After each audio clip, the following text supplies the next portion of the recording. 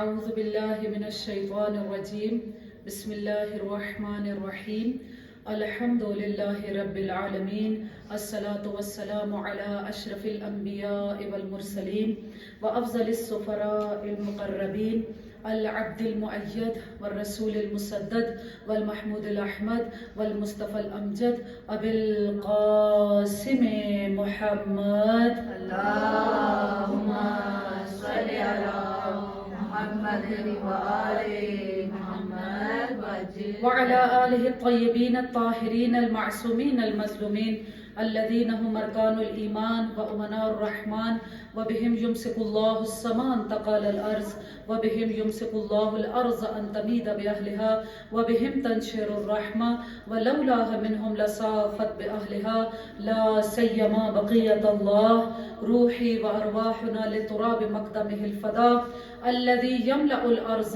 قسطا وعدلا بعدما ملئت ظلما وجورا اللهم اجعلنا من أنصاره وأعوانه ولا تجعلنا من أعدائه صلوات پڑھے محمد والے اللهم صل على محمد وآل محمد وعجل فرجه. اما بعد فقد قال امام حسین علیہ السلام لو لم صل على محمد وآل محمد وعجل فرجه. لو لم يكن لي في الارض ملجا ولا مأوى لما بايعت یزید ابن معاویہ صلوات پڑھے محمد والے اللهم صل على محمد وآل محمد وعجل فرجه.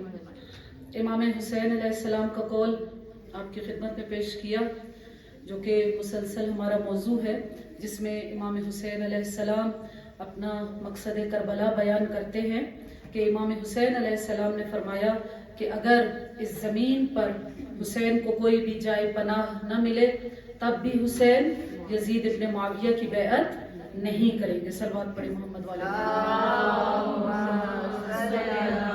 ذرا بلند آواز میں صلوات پڑھے. امام علیہ السلام جو کربلا کی طرف جا رہے ہیں، امام علیہ السلام کا یہ قیام، یہ تحریک ایسا نہیں ہے کہ لاشعوری طور پر ہو. امام علیہ السلام شعوری طور پر اپنے اختیار، اپنے ارادے کے ساتھ کربلا کی طرف جا رہے ہیں. جیسا کہ محمد حنفیہ جن کو امام علیہ السلام نے وصیت لکھ کے دی، تو انہوں نے پہلے تو امام حسین علیہ السلام کو منع کیا تھا، لیکن جب امام علیہ السلام نے کہا کہ نہیں، میں رک نہیں سکتا، میرا قیام رک نہیں سکتا، میرا یہ جو تحریک ہے وہ یہاں پر ختم نہیں ہو سکتی، تو وہاں پر محمد ابن حنفیہ نے کہا تھا کہ اچھا مولا، اگر آپ جانا ہی چاہتے ہیں تو آپ چلے جائیے، بیویوں کو نہ لے کر جائیں. تو امام حسین علیہ السلام نے ان خواتین کے بھی جانے کے مقصد کو بتایا تھا کہ ایک تو یہ کہا تھا کہ ان اللہ شاء یراہن سبایا، کہ نہیں، یہ مشیت پروردگار ہے، یہ خدا کا ارادہ ہے کہ وہ میری بہنوں کو اسیر دیکھنا چاہتا ہے. صلوات پڑھے محمد والے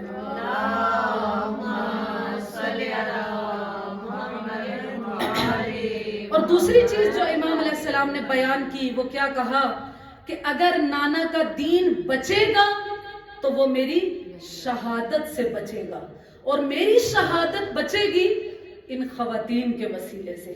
اسی لیے میری شہادت کو بچانے کے لیے، یعنی کہ دین اسلام کو بچانے کے لیے ضرورت ہے کہ یہ خواتین اور یہ بچے بھی میرے ساتھ ساتھ جائیں. اور یہاں پر ایک اور شبہ کا بھی ازالہ کر دوں کہ عموماً یہ سمجھا جاتا ہے کہ نعوذ باللہ کہ امام حسین علیہ السلام کا مقصد یہ تھا کہ وہ حکومت حاصل کر لیں. ایسا نہیں ہے. انشاءاللہ کہ آئندہ کی مجالس میں بتائیں گے کہ جیسا کہ امام حسین علیہ السلام نے ارشاد فرمایا تھا کہ میں اپنے جد اور اپنے بابا کی سیرت کو زندہ کرنا چاہتا ہوں، تو کبھی بھی رسول خدا کے پیش نظر یا امام علی علیہ السلام کے پیش نظر حکومت یا مسند نہیں تھی. ائمہ علیہ السلام کی نظر میں یہ خلافت، یہ کرسی، یہ مسند ایک پھٹی ہوئی جوتی سے زیادہ حیثیت کی نہیں ہے.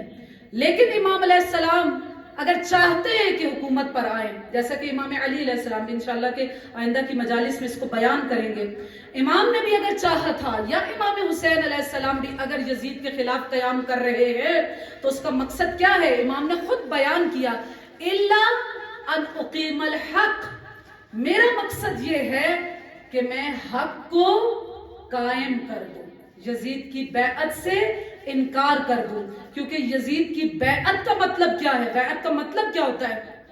کہ آپ نے ان کی حکومت کو قبول کر لیا، ایسا ہی ہے نا، ایک ایگریمنٹ ہے کہ آپ نے جب بیعت کر لی ہے تو اب کیا ہوگا؟ ایکسپٹ کر لیا نا آپ نے ہماری حکومت کو، اب آپ ہماری حکومت کے خلاف قیام نہیں کر سکتے، آپ نے وعدہ کر لیا ہے کہ ہم جو کچھ بھی کریں گے آپ نے اس پر آنکھیں بند کر لینی ہے اور ہمارے حکم کو ماننا ہے۔ جس طرح کے امام علی علیہ السلام کے سامنے بہت سارے افراد نے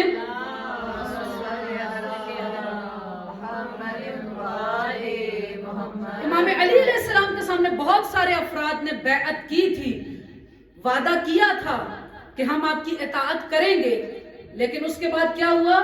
اس بیعت کو توڑ دیا، اس وعدے کو توڑ دیا۔ اسلام کے اندر اگر ہم دیکھنا چاہتے ہیں کہ کون مومن ہے، کون کتنا بڑا ایماندار ہے، اسلام کا ماننے والا ہے، وہ اسلام پر کتنا عمل کرتا ہے، ہمیں کیسے پتا چلے گا کہ کون کتنا مومن ہے؟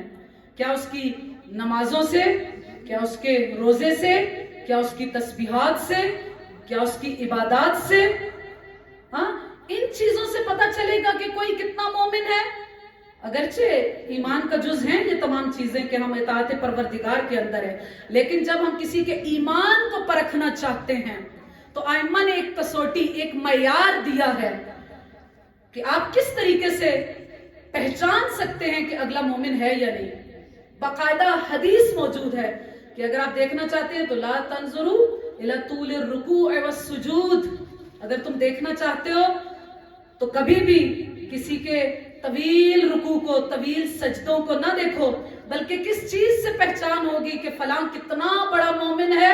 کہا کہ ایک تو دیکھو کہ وہ ایفائے عہد کتنا کرتا ہے، وعدہ کتنا پورا کرتا ہے، اور دوسرا امانتوں کو کتنا پورا کرتا ہے۔ دو چیزوں سے ایمان کا پتہ چلتا ہے۔ جیسا کہ حجاج ابن یوسف کا زمانہ ہے۔ حجاج ابن یوسف کون ہے؟ دشمن اہل بیت، جس نے سب سے زیادہ شیعوں کو قتل کیا۔ کتنے شیعوں کو قتل کیا؟ کہ روایات کیا کہتی ہیں کہ وہ ناشتہ نہیں کرتا تھا اس وقت تک کہ جب تک کہ کسی سید کے سر کو قلم نہ کر لے۔ 30,000 لوگوں کو اس نے قتل کیا صرف اس شبہے میں کہ یہ شیعہ علی علیہ السلام ہے۔ توجہ، صرف شبہے میں، کیونکہ اس وقت تو اتنے شیعہ بھی موجود نہیں تھے، صرف شبہ ہے کہ شاید یہ علی علیہ السلام کا چاہنے والا تو نہیں ہے، ان کا محب تو نہیں ہے، ان کا چاہنے والا تو نہیں ہے۔ اس شبہ میں اس نے 30,000 لوگوں کو شہید کیا۔ ایک دفعہ روایت کیا کہتی ہے کہ اس کا ایک دربان ہے تو اس کا نام قتیبہ بتایا جاتا ہے۔ اب یہ حجاج کیا کر رہا تھا؟ قتیبہ اس کے سامنے لوگوں کو لے کر آ رہا ہے، جوانوں کو لے کر آ رہا ہے، اور یہ کیا کر رہا ہے؟ سروں کو قلم کرتا جا رہا ہے، اس کے سامنے سر قلم کیے جا رہے ہیں۔ اتنے میں کیا ہوا؟ اذان کا وقت ہو گیا۔ توجہ، صرف ایک شخص رہ گیا جس کا ابھی تک سر قلم نہیں ہوا، اور ادھر اذان کی آواز آنا شروع ہو گئی۔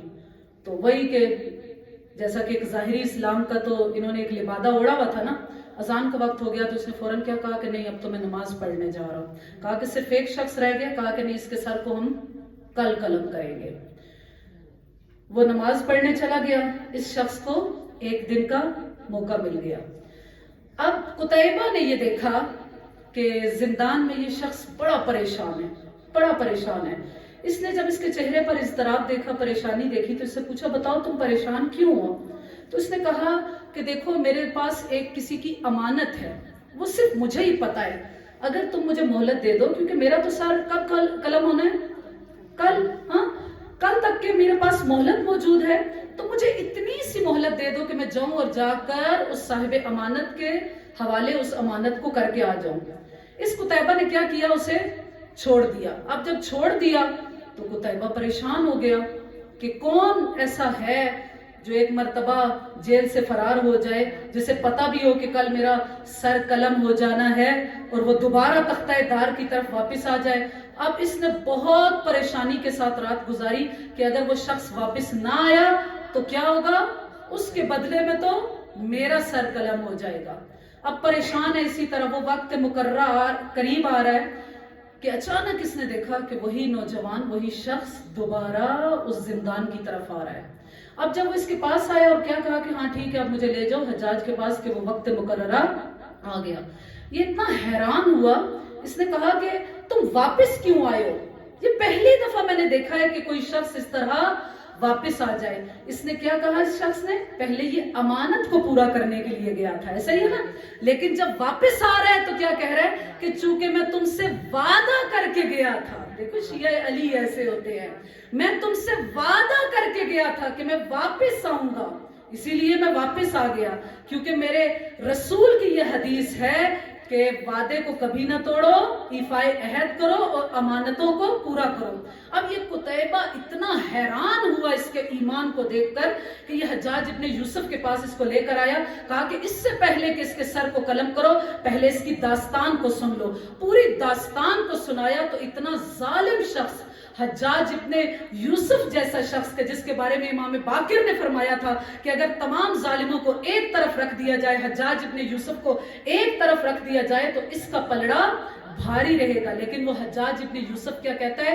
تمہارے ایمان نے تو میرے دین کو شرمندہ کر کے رکھ دیا، جاؤ میں نے تمہیں آزاد کر دیا. سلوات پڑھیں. اللہ اکبر. نعرہ رسالت یا رسول اللہ. نعرہ حیدری یا علی. یزیدیت مردہ باد. دشمنان اہل بیت پہ لعنت بے شمار. خاندان زہرا پر بلندتر صلوات. اللہم صلی علی محمد و آل محمد. یہی محمدی اسلام، یہی رسول اللہ کا اسلام امام حسین علیہ السلام معاشرے کے اندر بپا کرنا چاہتے تھے. اسی لیے امام حسین علیہ السلام نے اس وصیت کے اندر کیا کہا کہ میں کیا چاہتا ہوں؟ میں اپنے نانا کی سیرت کو زندہ کرنا چاہتا ہوں، طلب الاصلاح فی امت جدی، اور اس امت کی اصلاح چاہتا ہوں. نانا کی بھی سیرت اور اپنے بابا کی بھی سیرت کو زندہ کرنا چاہتا ہوں. اور تیسرا جملہ کیا کہا؟ اريد ان آمر بالمعروف وانہا عن المنکر. میں چاہتا ہوں کہ میں امر بالمعروف کروں اور نہیں عن المنکر کروں. معاشرے کے اندر برائیاں، ظلم، فساد دیکھ کر کوئی اور تو شاید خاموش ہو سکتا ہے، حسین خاموش نہیں رہ سکتے. معاشرے کے اندر برائی ہو تو ایک مومن کی پہچان یہ ہے، اس کا فریضہ یہ ہے کہ وہ کیا کرے؟ ان برائیوں کو روکنے کی کوشش کرے. جس طرح کہ حضرت شعیب علیہ السلام کی طرف پروردگار نے وحی کی. حضرت شعیب علیہ السلام کا زمانہ ہے اور پروردگار نے کیا کہا کہ اے شعیب میں کیا کرنے لگا ہوں؟ انی معذب، میں تمہاری قوم کو عذاب دینے والا ہوں. کتنے افراد کو؟ 1,00,000 افراد کو. میں آتا الف، میں تمہاری قوم کے 1,00,000 افراد کے اوپر عذاب کو نازل کرنے لگا ہوں. 1,00,000 افراد. اور ساتھ وحی میں کیا کہا کہ ان میں سے 40,000 من الاشرار و 60,000 من الاخیار. 1,00,000 افراد ہیں، یہاں پر ہی بیٹھے ہوئے نا آپ سب. 1,00,000 افراد کے اوپر میں اپنا عذاب نازل کرنے لگا ہوں، لیکن ان میں سے 40,000 لوگ وہ ہیں جو شریر ہیں، جو گناہگار ہیں، جنہوں نے کوئی برائی کی ہے. لیکن 60,000 لوگ وہ ہیں جو اخیار ہیں، جو نیکوکار ہیں. زیادہ کون سے افراد ہیں؟ نیکیوں والے. ہاں 60,000 افراد اخیار ہیں، 40,000 افراد اشرار ہیں. حضرت شعیب علیہ السلام حیران ہوئے اور حیران ہو کر پوچھتے ہیں کہ اے پروردگار، ٹھیک ہے کہ ہاؤلائے الاشرار، وہ تو اشرار لوگ ہیں، برے لوگ ہیں، انہوں نے گناہ کیا ہے، معصیت کی ہے، تیری نافرمانی کی ہے، ان کے اوپر تو عذاب کی سمجھ آتی ہے، لیکن اے پروردگار ان نیکوکاروں کا کیا قصور ہے؟ فما بال الاخیار، ان نیکوکاروں کا کیا قصور ہے کہ جن کے لیے تو پروردگار کہہ رہا ہے کہ میں ان 60,000 لوگوں کے اوپر عذاب کو نازل کروں گا. تو پروردگار نے کیا کہا تھا کہ ان کا قصور کیا ہے؟ برے لوگوں کا قصور تو ان کی برائی ہے، لیکن ان نیکوکاروں کا قصور کیا ہے کہ جب برے لوگ برائی کر رہے تھے تو یہ خاموش بیٹھے ہوئے تھے اور میرے عذاب سے انہوں نے ان کو ڈرایا ہی نہیں تھا. صلوات پڑھے محمد والے محمد. اللہم صلی علی محمد وآل محمد وعجل فرجہ. یہی محمدی اسلام، یہی الہی اسلام امام حسین علیہ السلام اس وقت معاشرے کے اندر برپا کرنا چاہتے تھے، اس کو لاگو کرنا چاہتے تھے کہ جو حقیقی اسلام ہے. اسی لیے امام حسین علیہ السلام کیا کہتے ہیں کہ ارید ان آمر بالمعروف و انہا عن المنکر. میں چاہتا ہوں کہ میں امر بالمعروف کروں اور نہیں عن المنکر کروں. جس طرح کہ ائمہ علیہ السلام نے اپنے زمانے کے اندر کیا کیا، لوگ جب کوئی گناہ کرتے تھے تو اس گناہ سے روکا کرتے تھے. اگر کوئی غیبت کر رہا ہے اس کو روک رہے ہیں، اگر کوئی برائی کر رہا ہے تو اسے روک رہے ہیں، وہاں پر خاموش نہیں رہتے. اگر کوئی شراب خوری کر رہا ہے تو وہاں پر روک رہے ہیں. اگر کوئی کسی مومن کی عزت سے کھیل رہا ہے تو وہاں پر اس کو روک رہے ہیں. جس طرح کہ امام جعفر صادق علیہ السلام کا زمانہ ہے.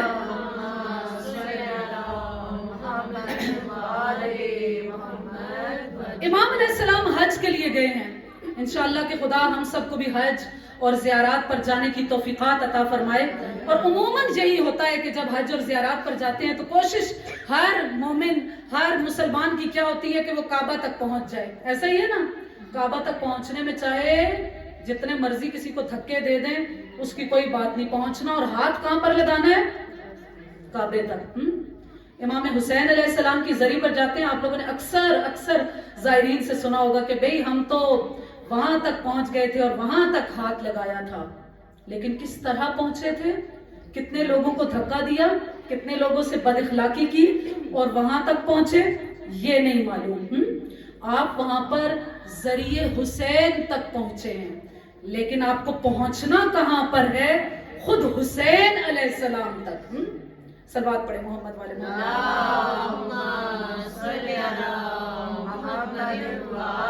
جب بھی ہم دعا کرتے ہیں تو کیا کہتے ہیں؟ اللہم ارزقنا زیارت الحسین. اے پروردگار ہمیں حسین کی زیارت کروانا. کہیں پر بھی یہ نہیں کہتے کہ اللہم ارزقنا زیارت قبر الحسین.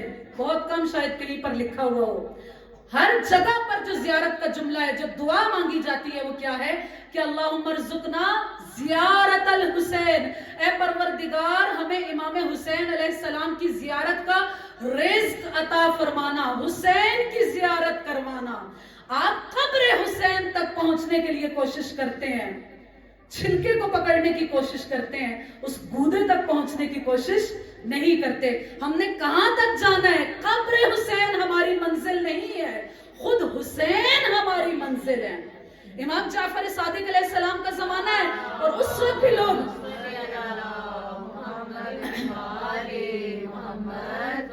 کیا ہوا؟ لوگ دھکے دے کر جا رہے ہیں اور کہاں پر؟ جا کر کعبہ کو ہاتھ لگانے کے لیے. امام علیہ السلام دور کھڑے ہوئے ہیں اور کیا کہتے ہیں؟ کعبہ کو خطاب کر کے کہا کہ اے کعبہ ما اعظم حرمتک. اے کعبہ تو کتنا عظیم ہے، مرحباً مرحباً. پروردگار نے تجھے کتنا عظیم بنایا ہے، تیری کتنی حرمت ہے. لیکن ساتھ ہی کیا کہتے ہیں؟ اے کعبہ یاد رکھنا تیری حرمت ایک برابر ہے، لیکن مومن کو پروردگار نے تجھ سے زیادہ 3 برابر حرمت عطا کی ہے. کعبے کی حرمت کا کتنا خیال. کعبہ کے پاس اگر کوئی جائے اور اس کی طرف پاؤں کر کے بیٹھا ہو تو کیا ہوگا؟ وہاں پر تو جھگڑا پڑ جائے گا نا. اگر کوئی غلاظت لے کر کعبہ کے پاس چلا جائے تو پھر کیا ہوگا؟ لیکن امام نے کیا کہا کہ کعبہ پروردگار نے تجھے ایک حرمت عطا کی ہے، لیکن مومن کو 3 حرمتیں عطا کی ہیں. اس کا درجہ تجھ سے زیادہ ہے. اس کی جان کی بھی حرمت ہے، مال کی بھی حرمت ہے اور اس کی عزت و ناموس کی بھی حرمت ہے. صلوات پڑھ لے محمد والے.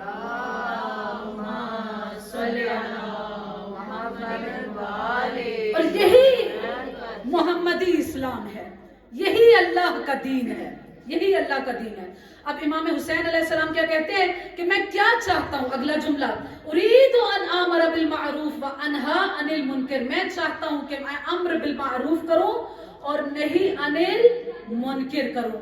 अगर कोई मेरे साथ आ जाता है, अगर, अगला जुमला, इन कबिल मिन्नी, अगर कोई आ जाता है मेरे साथ और कबूल हक कर लेता है, फल्लाहु औला बिल हक, तो अल्लाह हक का ज्यादा हकदार है। और अगर कोई नहीं मेरे साथ आता तो हुसैन को कोई फर्क नहीं पड़ता। इमाम ने क्या कहा है, अस्बिरो, मैं क्या करूंगा, मैं सब्र करूंगा। और सब्र का क्या मतलब है, उस दिन आपकी खिदमत में पेश किया था, सब्र का क्या मतलब है। सब्र का मतलब ये नहीं है कि कोई हाथ पर हाथ रखकर बैठ जाए, बल्कि सब्र का मतलब है कि जुल्म को खत्म करने में जो मुश्किलात आएंगी उनको बर्दाश्त करना सब्र है। यानी हुसैन क्या कहना चाहते हैं, अस्बिरो, यानी मैं सब्र करूंगा, यानी क्या मतलब, मैं साबित कदम रहूंगा, मैं मैदान में डटा रहूंगा। यही वजह है कि इमाम हुसैन अलैहिस्सलाम ने रोज आशूरा जब अपने असहाब को खिताब किया था तो उन्हें क्या कहा था, सब्रन बनिल किराम, कि ऐ साहिबान किरामत, जिन्हें परवरदिगार ने इज्जत अता की है, जिनके सर पर करामत का ताज रखा है, जिन्हें परवरदिगार ने इकराम अता किया है, सब्र करो। सब्र का क्या मतलब है, डटे रहो, साबित कदम रहो, कोई साथ दे या ना दे, हुसैन इस मकसद से पीछे नहीं हटेंगे। अगर इमाम हुसैन अलैहिस्सलाम लोगों को बुला रहे हैं, मतलब जैसा कि आज के मसाइब में अभी अब पढ़ूंगी कि हबीब को बुलाया, मुख्तलिफ लोगों को बुलाया, खत लिख रहे हैं, फिर बुला क्यों रहे हैं, कब बुला इसलिए रहे हैं कि हर एक तक मेरा पैगाम पहुंच जाए। कोई शख्स ये ना कहे कि हुसैन का पैगाम मुझ तक नहीं पहुंचा था। जैसा कि इमाम हुसैन अलैहिस्सलाम रास्ते में हैं और साथ ही करबला की तरफ आज़िम सफर हैं, रास्ते में इमाम अलैहिस्सलाम को कूफा से बाहर एक खेमा नजर आया। ये खेमा किसका है, ये उबैदुल्लाह इब्न हुर्र जाफी का खेमा है। इमाम अलैहिस्सलाम ने उसको पैगाम भेजा, तवज्जो, इमाम ने उसको पैगाम भेजा। इसके बहुत सारे नखलिस्तान हैं, बागात हैं, जमीनें हैं, साहिब सरवत शख्स है। इमाम ने इसको पैगाम भेजा और क्या कहा कि हुसैन तुम्हें नुसरत के लिए बुलाते हैं। इसने आगे से इमाम को पैगाम क्या भेजा कि मैं कूफा से बाहर अपनी जिंदगी गुजार ही इसीलिए रहा हूं कि ना मैं यजीद का साथ दूं और ना मैं आपका साथ दूं, न्यूट्रल हो जाऊं। यजीद का साथ क्यों नहीं दूंगा, क्योंकि वो एक जालिम शख्स है, और आपका साथ क्यों नहीं दूंगा, क्योंकि मुझे मेरी दुनिया बड़ी प्यारी है, मुझे मेरे बागात बड़े प्यारे हैं, मुझे मेरी सरवत बड़ी प्यारी है, मुझे मेरी दौलत बड़ी प्यारी है। पहले इमाम ने पैगाम भेजा है, जब नहीं आया ना, ये उबैदुल्लाह इब्न हुर्र जाफी क्या कहता है, खुद रिवायत करता है कि हुसैन अपने बच्चों के साथ मेरे खेमे में आए। हुसैन अपने बच्चों के साथ मेरे खेमे में आए। ये क्या कहता है, कहा कि मेरा दिल भर आया जब मैंने बच्चों को देखा ना कि हुसैन बच्चों के साथ जा रहे हैं। कहा एक दफा मेरा दिल भर आया, दिल भर आया। मुझे कहता है कि मुझे हुसैन पे तरस आया और मैंने क्या कहा कि हुसैन जितनी डोनेशन लेनी है ना मुझसे ले लीजिए, अजरको मिनल्लाह, जितनी डोनेशन लेनी है, जितना पैसा लेना है ले लीजिए। और हुसैन का जवाब सुनिए, इमाम हुसैन अलैहिस्सलाम क्या कहते हैं, मुझे तुम्हारी डोनेशन की जरूरत नहीं है, मुझे तुम्हारे पैसे की जरूरत नहीं है, मुझे तुम्हारी जरूरत है। हुसैन के साथ ना आया। और रिवायत क्या कहती है, कब आया, कब करबला में आया, जब हुसैन का लाशा पामाल हो चुका है, सब अंसार शहीद हो गए, असहाब शहीद हो गए, तब आया करबला के मैदान में। और रिवायत क्या कहती है, तब अपने सर को पीटता था और क्या कहता था, वो हसरता, सआदत मेरे घर तक चल कर आई लेकिन मैं میں نے حسین کا ساتھ نہ دیا.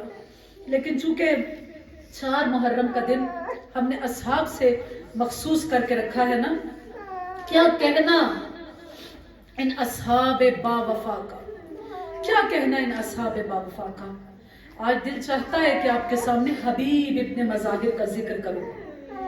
حبیب کا کیا مقام ہے کہ علامہ مجلسی خود بیان کرتے ہیں کہ جس طریقے سے ہم بھی جب زیارات پڑھتے ہیں تو زیارت کے اندر ایک جملہ ہوتا ہے کہ یا لیتنی کنت معکم فافوز فوزا عظیما, کہ اے شہدائے کربلا, کاش میں بھی آپ کے ساتھ ہوتا کربلا میں اور میں بھی آپ کے ہم رکاب ہو کر اس عظیم کامیابی کو حاصل کرتا.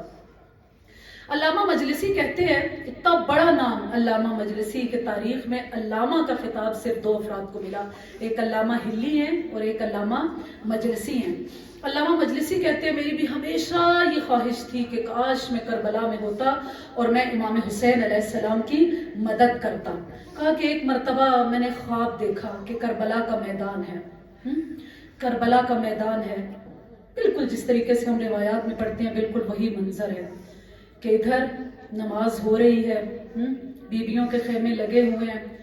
اس نے کیا کہا کہ ہم لوگوں نے روایات میں سنا ہوا ہے نا کہ اصحاب نے امام حسین علیہ السلام کے سامنے کھڑے ہو گئے تھے جب امام حسین علیہ السلام نماز پڑھ رہے تھے, لیکن ایک طرف سے تیروں کی برسات شروع ہو گئی تھی. علامہ مجلسی کہتے ہیں کہ میں نے بھی اپنے سینے کو چوڑا کیا اور میں تیروں کے سامنے آ کر کھڑا ہو گیا. کہا کہ نہیں, یہ میں تیر مولا حسین کی طرف نہیں جانے دوں گا, اپنے سینے پر لوں گا.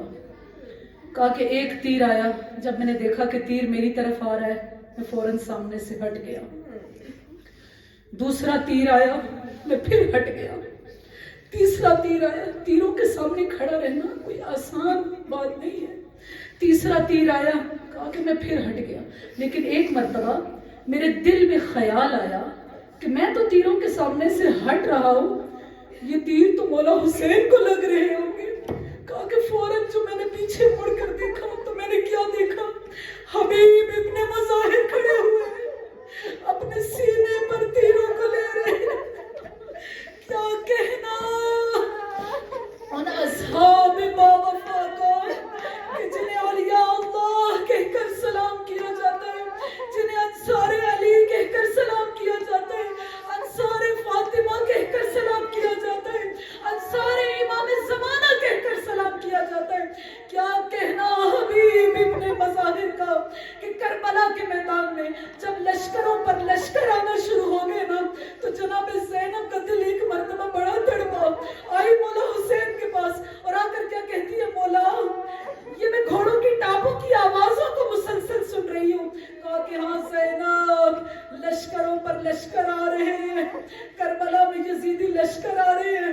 جناب زینب کیا کہتی ہے, بھیا کیا آپ کا کوئی ساتھی نہیں ہے جسے آپ بھی بلا لیں. امام کیا کہتے ہیں, ہاں ایک ہے جو میرے بچپن کا ساتھی ہے, جس کا نام حبیب ابن مظاہر ہے, جسے حسین نے رجل فقیہ کہا, جو 5 سال کی عمر سے حافظ قرآن ہے, ایک رات میں پورے قرآن کو مکمل کر لیا کرتا ہے. امام نے خط لکھنا شروع کیا اور خط کیا لکھا کہ یہ حسین ابن علی کی طرف سے رجل فقیہ حبیب ابن مظاہر کی طرف ہے. خط لکھا, قاصد کو دیا. آپ سب کو معلوم ہے نا کہ کوفہ کے اس وقت حالات کیا ہیں. کوفہ کے اندر کرفیو لگا ہوا ہے, نہ جانے کس طرح قاصد حسین حبیب کے دروازے تک پہنچا. روایت کیا کہتی ہے, حبیب اپنی زوجہ کے ساتھ کھانا کھا رہے تھے, ایک مرتبہ دق الباب ہوا. حبیب پوچھتے ہیں کہ کون ہے دروازے پر. قاصد نے کیا کہا, انا برید الحسین, میں حسین کا قاصد ہوں, ایک خط لے کر آیا ہوں. حبیب نے فوراً دروازہ کھولا, کھانے کو چھوڑ دیا. اب جو خط کو کھولا پہلے اپنی آنکھوں سے لگایا, چومتے جا رہے ہیں, روتے جا رہے ہیں. سوچا پوچھتی ہے کہ یہ کیا ہے. کیا کہتے ہیں کہ رحمت پروردگار آ گئی, قاصد حسین آ گیا, حسین نے خط لکھ کر مجھے بلایا ہے. اب جو خط کو پڑھنا شروع کیا تو خط کے اندر کیا لکھا ہوا ہے کہ حبیب میں تمہیں بتانا چاہتا ہوں کہ مجھے ہر طرف سے گھیر لیا گیا ہے. اے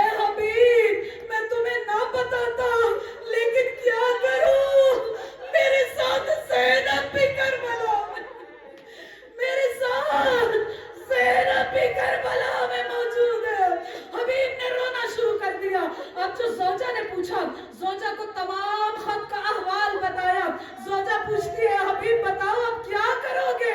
تو ایک مرتبہ قلب زوجہ کا امتحان لینے کے لیے حبیب کیا کہتے ہیں، ارے سوچ رہا ہوں کہ جاؤں یا نہ جاؤں، جانتی نہیں ہوں کوفہ کے حالات کیسے ہیں۔ زوجہ نے جب یہ سنا تو کیا کیا، سر پر آباد کو رکھا، اے حبیب اگر تم نہیں جانا چاہتے تو نہ جاؤ، مجھے اجازت دو، دیکھتے نہیں ہو خط میں لکھا ہوا ہے زینب بھی حسین کے ساتھ ہے۔ اب حبیب کیا کہتے ہیں، اے زوجہ میں تو تیرا امتحان لینا چاہتا تھا، میں بھی جاؤں گا تو بھی جائے گی۔ ایک مرتبہ غلام سے کیا کہا، اے غلام گھوڑے کو تیار کرو، کوفہ سے باہر فلاں جگہ پر میرا انتظار کرنا۔ اب غلام کو بھیجا، گھوڑا دے کر بھیجا۔ اب حبیب کو وہاں تک پہنچنے میں تھوڑی سی دیر ہو گئی۔ روایت کیا کہتی ہے، غلام گھوڑے کو تسلی دے رہا ہے، اے گھوڑے فکر نہ کرنا، اگر حبیب نہ آئے نا میں تیری پشت پر سوار ہوگا، میں تجھے ساتھ لے کر حسین کی نصرت کے لیے کربلا جاؤں گا۔ ارے حبیب پہنچے، اے غلام تجھے بھی ساتھ لے کر جاؤں گا۔ ادھر حبیب عاصم کربلا ہوئے، ادھر حسین منتظر ہے، کوفہ کی طرف سے گرد اٹھی۔ امام جانتے ہیں میرا حبیب آ گیا۔ امام نے کیا کہا، عباس آگے بڑھو، علی اکبر آگے بڑھو، اور محمد آگے بڑھو، میرے حبیب کا استقبال کرو۔ حبیب جب آئے مولا نے اپنے گلے سے لگایا، مولا نے گلے سے لگایا۔ تھوڑی دیر گزری تھی کہ فضا آئی، اور فضا آ کر کیا کہتی ہے، حسین کے کان میں کچھ کہا، اور حسین کیا کہہ رہے ہیں، اے فضا خود ہی حبیب سے کہہ دو۔ فضا نے کیا کہا، اے حبیب آقا ذاتی زینب سلام کہہ رہی ہے۔ حبیب نے سر کو پیٹ لیا، ہائے علی کی بیٹیوں کی قسمت، علی کی بیٹی زینب مجھے سلام بھیج رہی ہے۔ کیا کہنا، کیا کہنا اصحاب امام حسین علیہ السلام کا۔ روایت کیا کہتی ہے، روایت کیا کہتی ہے کہ جب مسلم ابن اوسجہ شہید ہوئے نا، حسین کو آواز دیتے ہیں، السلام علیکہ یا ابا عبداللہ۔ حسین قریب پہنچے، ایک مرتبہ مسلم ابن اوسجہ کے سر کو اٹھایا، اپنے زانو پر رکھا، لیکن مسلم نے اپنے زانو سے سر کو اٹھا لیا۔ حسین کہتے ہیں کہ مسلم اس زانو پر سر کو کیوں نہیں رکھتے ہو؟ کہا کہ مولا یہ سکینہ کے بیٹھنے کی جگہ ہے۔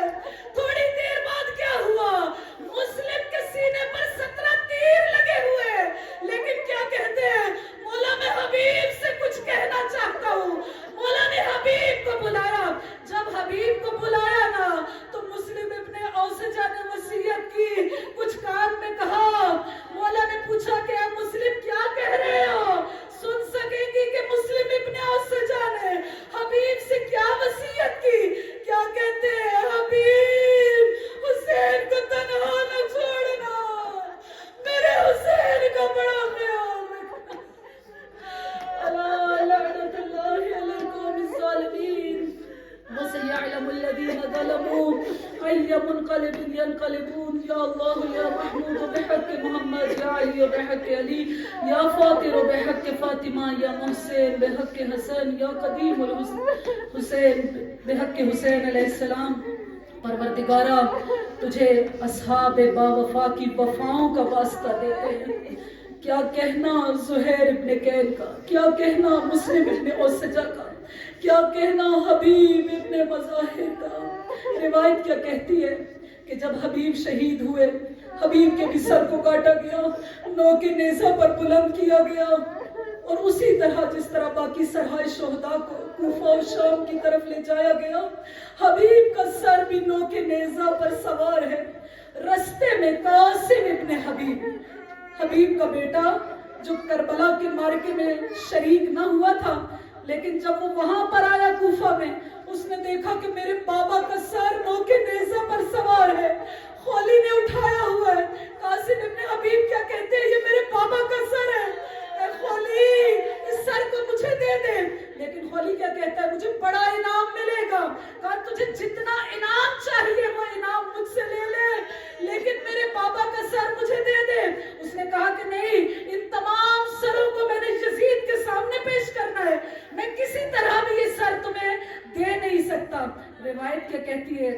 تھوڑا آگے گیا، کم گنجان علاقے کی طرف گیا کہ ایک مرتبہ قاسم ابن حبیب نے اپنے ساتھیوں کے ساتھ مل کر خولی پر حملہ کیا اور اپنے بابا کے سر کو لے لیا۔